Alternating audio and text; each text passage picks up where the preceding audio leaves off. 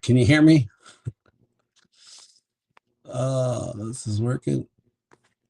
There we go. Yeah, looks like I'm live. All right, sorry about that. All right, listen, I'm going a little bit early, and I'm going from my kitchen, so that's why the scene's awesome. My name's Nate. This is Smashing the Party. This is Nightcap. Welcome. I'm a little bit tired. I didn't even want to go upstairs to set up my camera today, but I'm doing it from my kitchen, and I'm going to jump right into it. The topic of the day is just abortion. There was an article that was just released by Politico. Now, you have to always question what Politico says. By the way, if this is your first time, what I do is I yell and scream about shit that pisses me off. Sometimes it's stuff that affects me, but most of the time it's stuff that affects all of us. And so in this case, I believe firmly that this draft proposal that was released, apparently, according to Politico. Again, I always caveat Politico because they've been wrong so many fucking times. And they're also kind of leaning hard right. They have a little bit of federalist money in there, just hard right winger influence. And right wingers right now feel that they're being chastised or censored by the media, so they're doing everything they can to be forceful about their ideas. That's their prerogative, but I don't think that that's real journalism necessarily, catering to a fringe part of the party, which is essentially taking over the Republican Party. It's right now, the fact that they're excited about overturning Roe v. Wade. By the way, that's the topic of the day. Just tells you what they mean when they say freedom. Roe v. Wade. Now, I don't talk about abortion on this a lot because I'm not a woman, and it's none of my fucking business. It's a woman's right. It's a health issue, in my opinion. And so I'm not sure why governments are getting involved, other than making sure that they're safe and there's regulation on the safety of them. But certainly looking after the woman first was what Roe v. Wade was really kind of boiled down to. It started out as the right to privacy, but then they came up with this concept. By the way, I'm not an attorney. This is just my interpretation.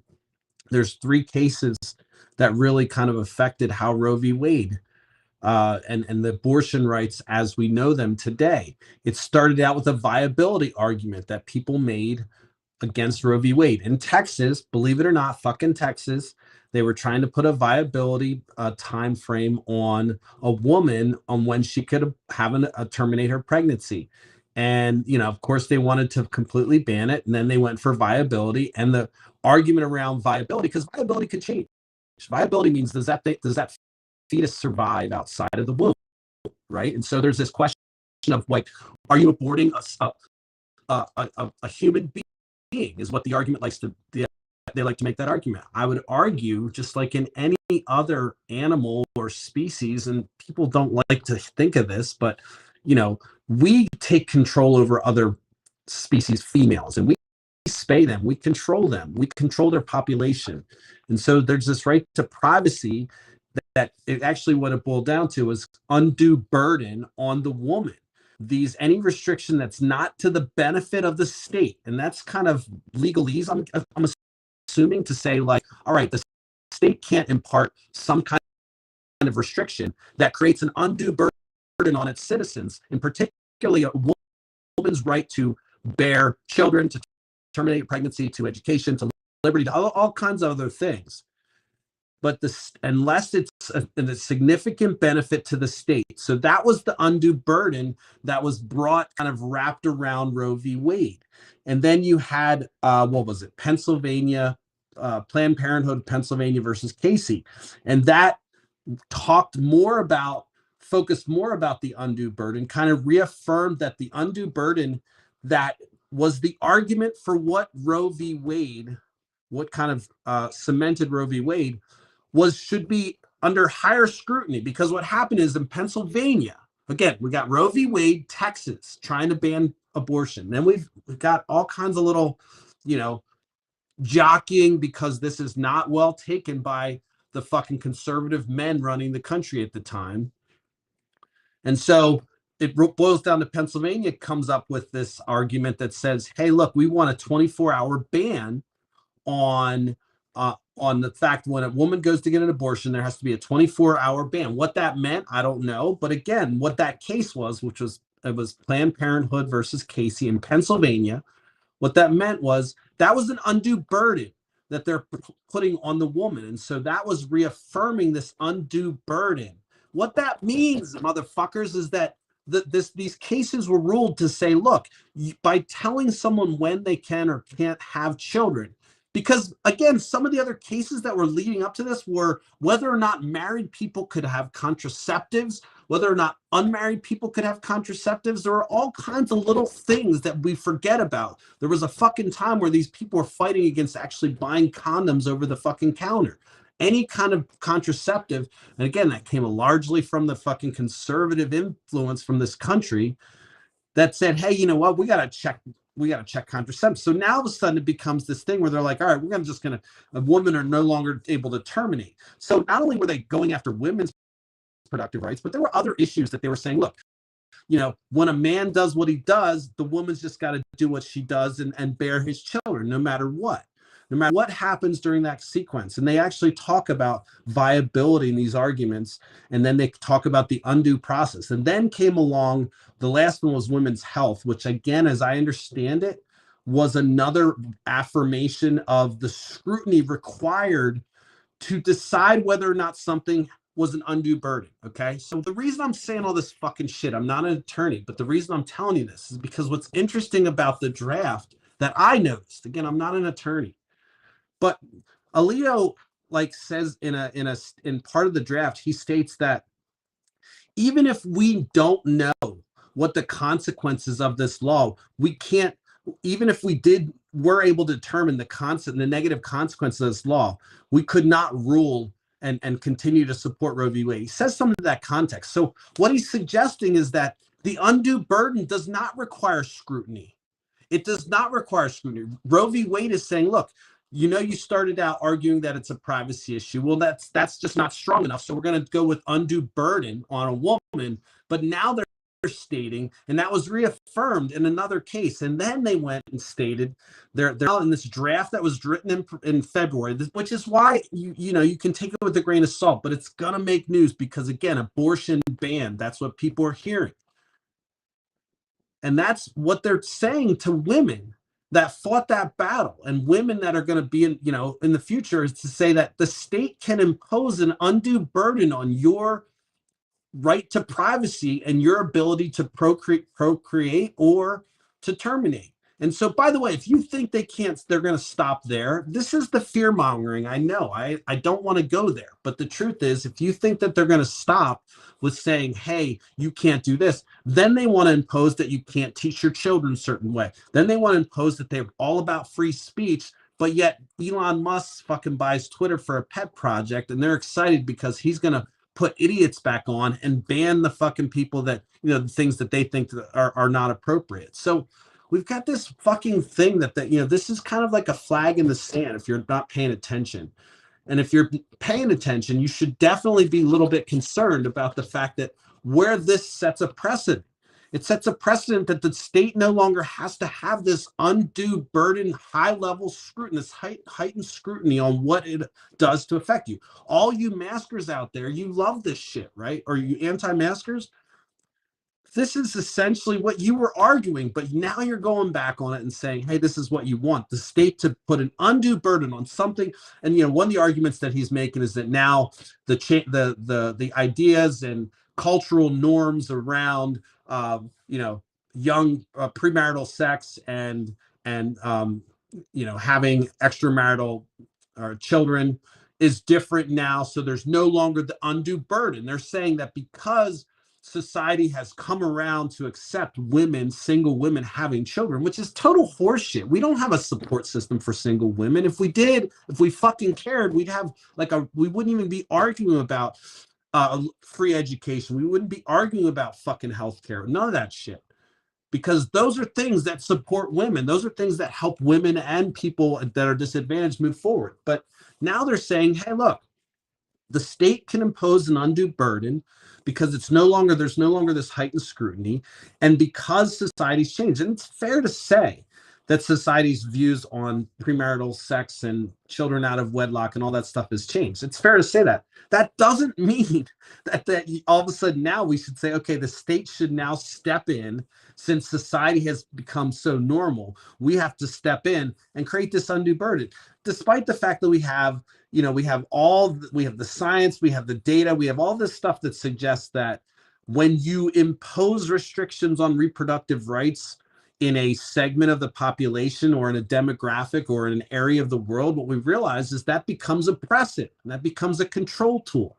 But no one fucking, Alito actually said, he's like, I don't care if that happens. I don't care. Even if that might be a consequence of this, we can't support this because of this. So despite the fact that it may have unintended consequences, which he acknowledges is possible, he still continues to rule. So look, I'm not an attorney.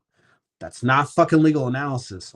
But it's one of those things where if you do a little research and you kind of look at some of the core arguments that are made in these cases, which are things people fought for reasons that maybe you don't understand today. But it was dangerous to have an abortion at one point. You had to fly out of, it was someone of privilege. And the other argument he's making, which is one that a family member likes to make publicly, which is that it's a genocidal thing. It's eugenics. It's part of eugenics, and it's killing off Black people. And it's the total fucking opposite. It's giving people the opportunity to kind of create a freedom or make choices for themselves, an autonomy that they always continue to argue for. They always argue, hey, look, get the government out of your way, except when it comes to fucking your education and or restricting what you're allowed to see, maybe making sure certain people you're not exposed to certain ideas or concepts too early. The government's saying these things and people are excited about that. They're lobbying, school boards to do all this shit. So, this conservatives should probably be excited, right? This is their dream. So my question to them is, what the fuck is the end game? So now no one can have abortions. Maybe we have one state that decides to fucking become a shelter, an island. And that state is now Colorado, let's just say. And Colorado, people have to fly out there. So who do you think is going to have access to abortion?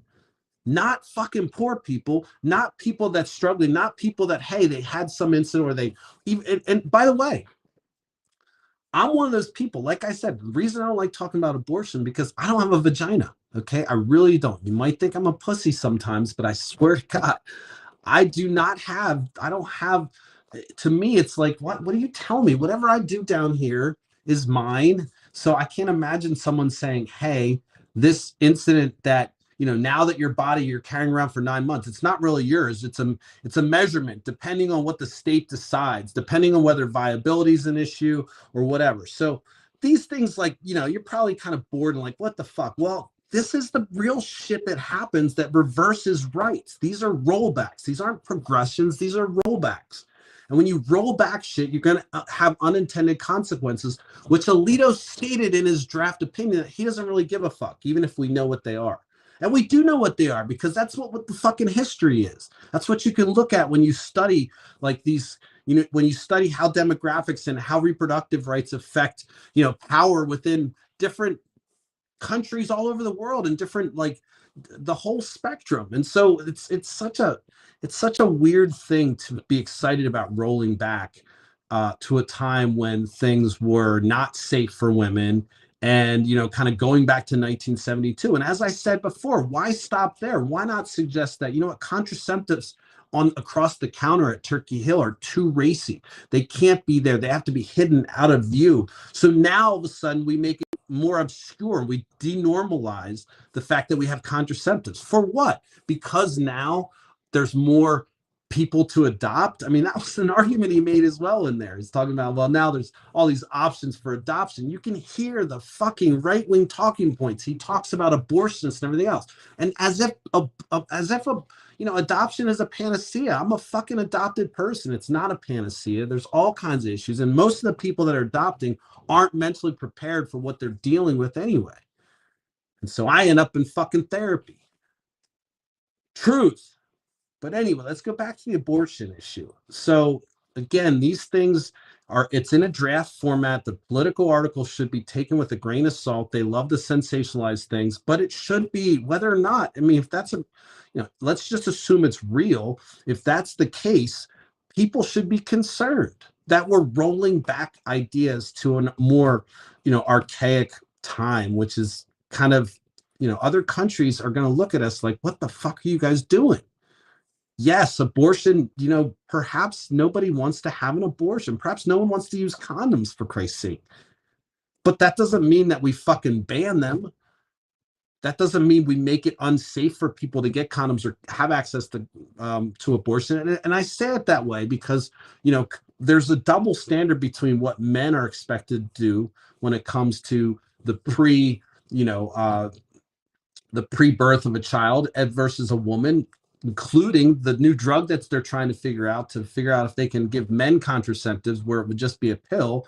And there were a couple side effects. And now all of a sudden the study's out because men are fucking pussies. Men are cowards. I've told you this. I've said it so many times. I'm a man. I'm cowardly. Sometimes I fuck up.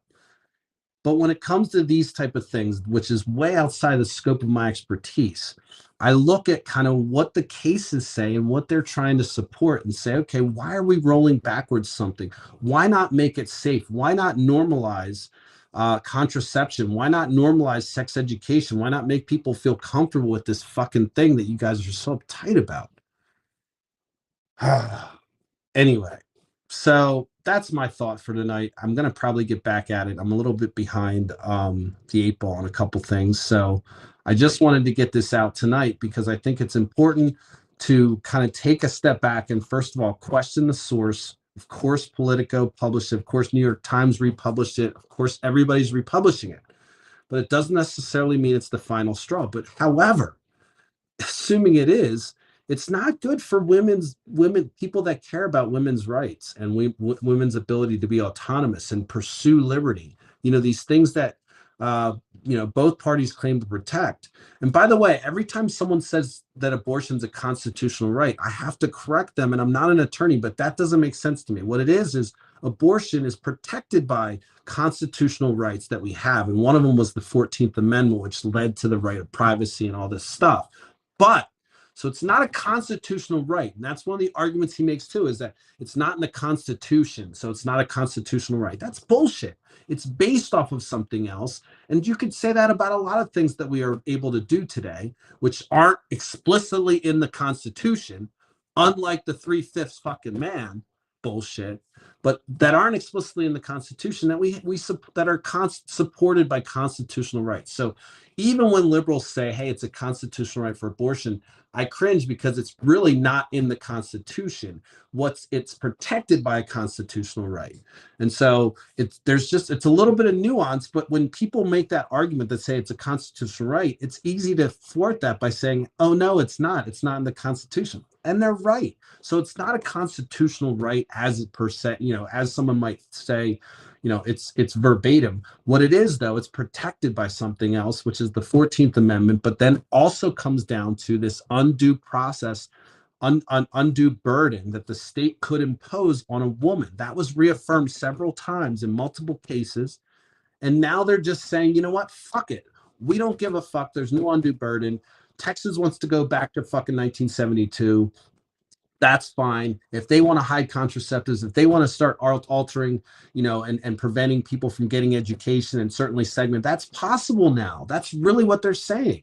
I mean, they're not far off from saying, you know what, the state has decided that because there's racial strife, we need to segregate because that, there's no undue burden. It's actually to the benefit of the state. And so that's the argument that's being made here is whereas you actually are looking at the power of the state over the individual. And so it's fucked up. And, to suggest that they're protecting something that doesn't have any American citizenship at all, it's not an American citizen, just as much as you guys want to argue the brown people coming over the border aren't people. But when you look at who's protected, this is all on the undue burden put on the woman, and that was reaffirmed. And now Alito's saying, it doesn't matter, consequences be damned. We go back, we roll back to the Stone Ages, that's fine. Who cares? Again, I'm speaking way out of turn here. This is a woman's issue, but I have to step up and say, like, what the fuck? Why the fuck is this becoming an issue again when it's been reaffirmed so many times, and the precedents that it's set are are wide ranging of the consequence of overturning this. There was a warning from during the what was it the Planned Parenthood versus Casey, where O'Connor and two other justices wrote an affirming uh, argument to suggest that the detriment that would happen if Roe v. Wade was overturned, and they were just kind of foreshadowing a warning. And that's because they actually cared about the consequences of law. Unlike Alito, who's suggesting, you know what, fuck it. I just want to do what feels right. Cultural norms have shifted. Guess what? What happens when cultural norms say, hey, let's own black people again? I mean, what the fuck? Like all of a sudden we have this wave of Trumpism, and now they're like, you know what? Fuck it. We need to get back to cheap labor, buy fucking black people. Look, it's a benefit. It benefits the state. And you know what? There's no undue burden. What do you mean it's undue burden? Look, the state is benefiting largely from this. Of course, I'm speaking in hyperbole, but this is how shit works over time, how they inch closer and closer to fascism and closer and closer to taking away the things that people want to quote as freedom and liberty, when it's the exact opposite. Now, my libertarian friends are going to get on here and say, well, we're pro-choice, we're whatever. Well, there's a time when you have to get off the fucking fence and say, you know what, this is a violation. Sometimes, if they're coming after Elon, you guys will stand the fuck up and get all riled up. But I probably won't see my libertarians post any pro-life or pro-choice arguments or suggesting that this is an infringement, because most of them are fucking incels anyway. You know what I mean? So that's just a fact.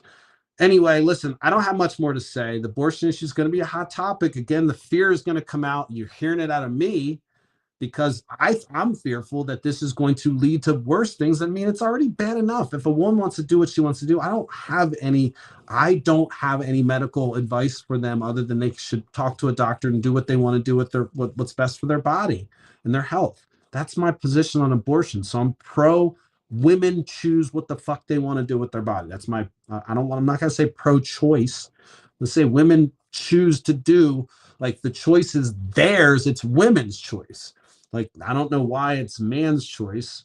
Maybe now we have a new law that says when, there's something that says because people are feeling inferior, you really have to circumcise them, knock their dick size down. All African American. I mean, like, what is the fucking limit? Like, hey, it's too obscene to have people walking around with large members. You could see that. You could see this Handmaid's Tale like thing unfolding if you really take it to the crazy. But I'm serious. Like, you know what? I don't like my kid seeing these black men walk around with sweatpants. And so guess what? Now we're nipping them on the bud when they're children. I mean, what the fuck? That's what it feels like if you're a woman, most likely.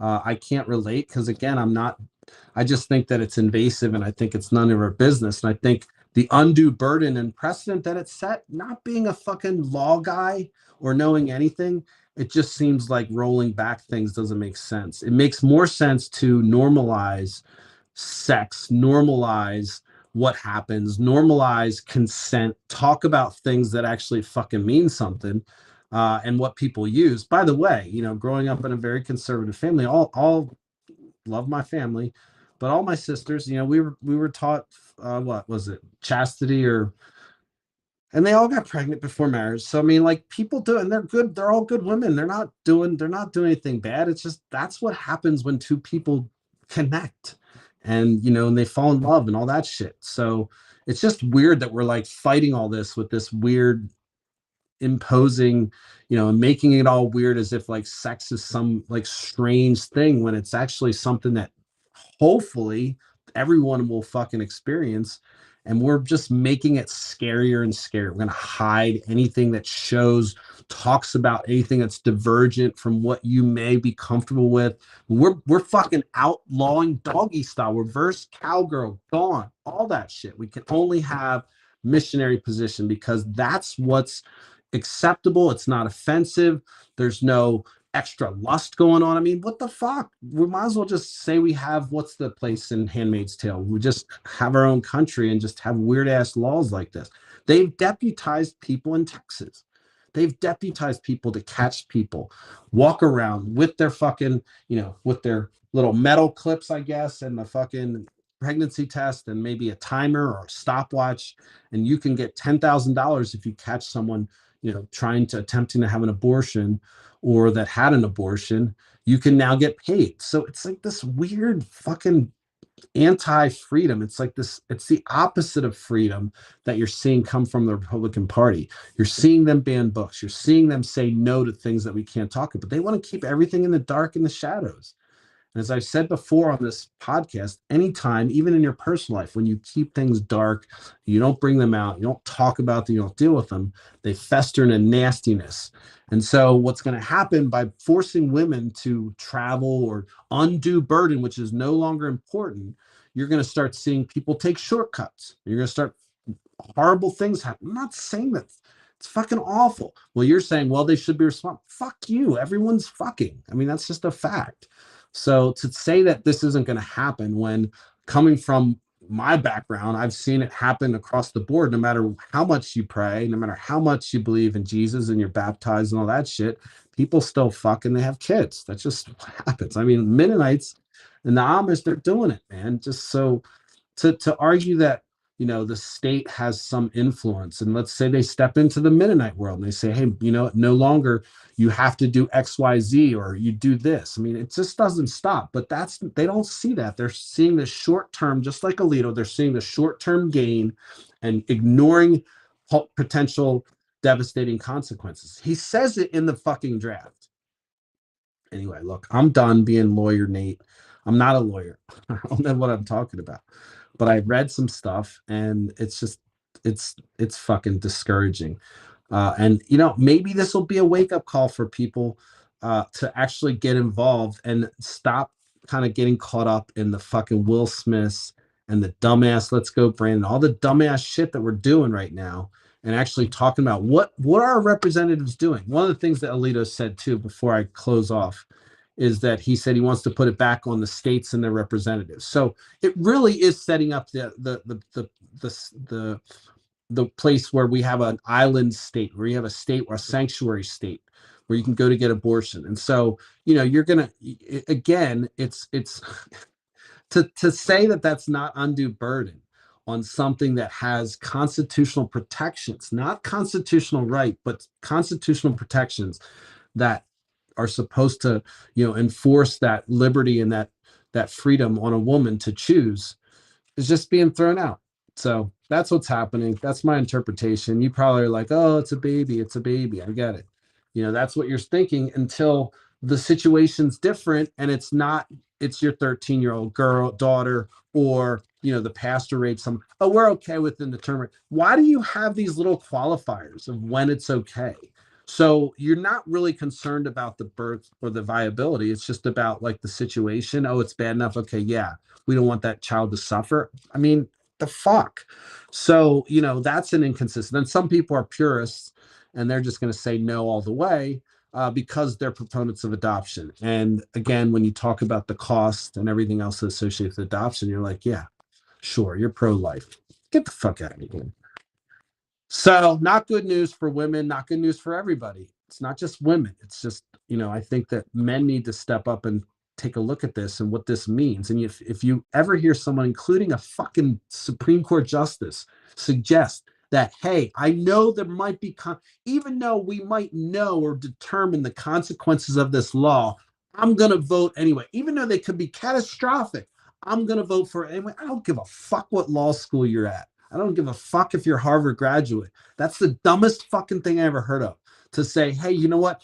I know there might be consequences to this law that are going to be detrimental to women.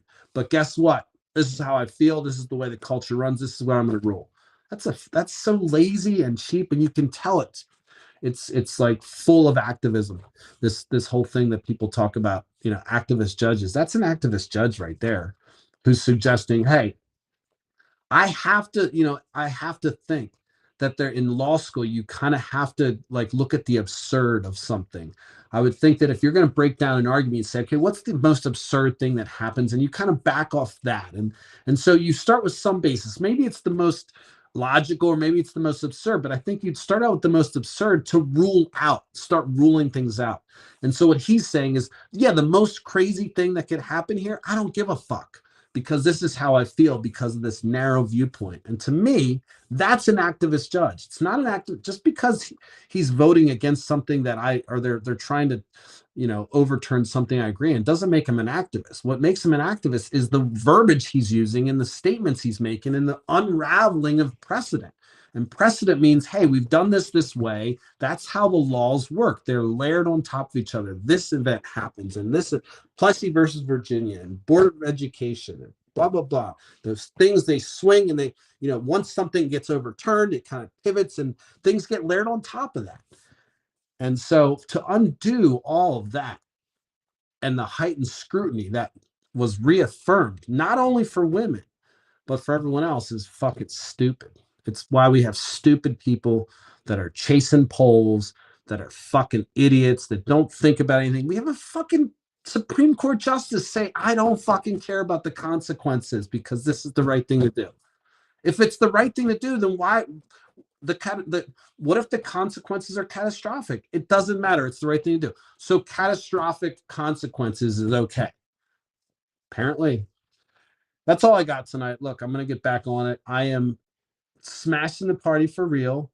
I'm probably going to have the studio by the end of May, which is, I told you guys I'm at the co-working spot, and I've got some people that are interested in doing the round table so we can level this motherfucker up. It's still the year of experimentation. I love the interaction I get. I have some great topics that I want to talk about. I met with some interesting people recently that have a whole different lifestyle and viewpoint on things that I think would be interesting to talk about on here. And so things are still in the works. So don't take my cheap ass kitchen setup as fucking me getting lazy. It's just like, well, I was lazy. I didn't want to go upstairs, but this is my therapy. I love doing this. I get my thoughts out here. This is how I break shit down for myself.